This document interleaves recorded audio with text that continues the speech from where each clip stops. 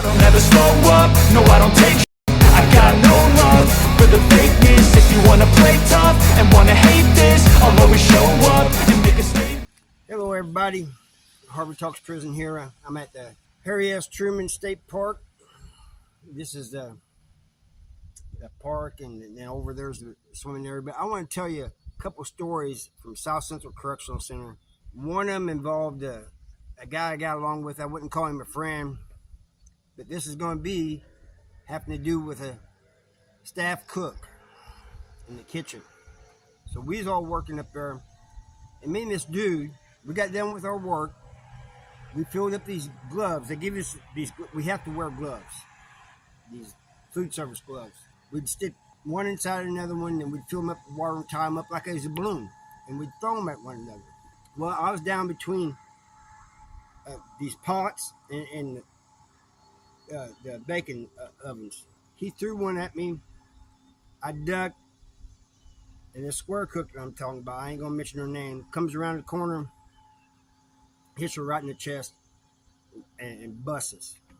Usually they wasn't busting, but this one busted, got her all wet. She was going to write him up. Now, one thing you got to know about this square cook, this staff cook, everybody called them square cooks for some reason, was that she really liked me. From day one, when I first got to that prison, we had to go through food service, she liked me.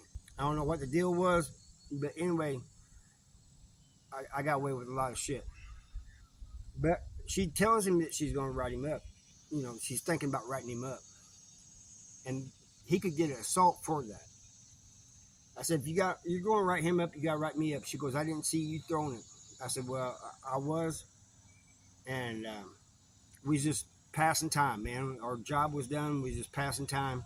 Anyway, she ends up not writing him up. And we go on, you know, about our day and everything. He thanked me for it, but we didn't do it. We didn't do that after that, you know. The next story still concerns her, and I've been putting off telling this story. But I worked in the prep room in the kitchen. This is where you slice the meat and the cheese and all that stuff, you know, all the cold products and stuff. Stack the chicken patties on the pans and stuff. She comes in there, and I mean, she's pretty big busted. And she's right over next to me, talking to me. Now, how can I put this? Well, I've been locked up a long time, you know, and things started to rise, I guess you could say. Well, I walked away partly because of that, and partly because I had other things to do.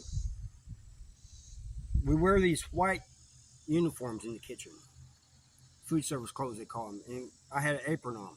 And she looks at me and she says, get that banana out. She goes, I said, I don't have a banana. She goes, all you food service workers, all you got to do is ask me for a banana. I'll let you have one, unless we're real low.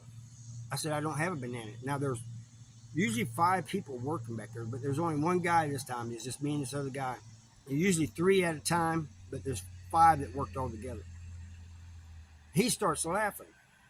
Well, he's kind of chuckling. And she says, she keeps on and on about it. And I said, ma'am, well, I actually called her by her name. I said, I don't have a banana down there. Yes, you do. You know, I've never had a problem with you. Do not lie to me.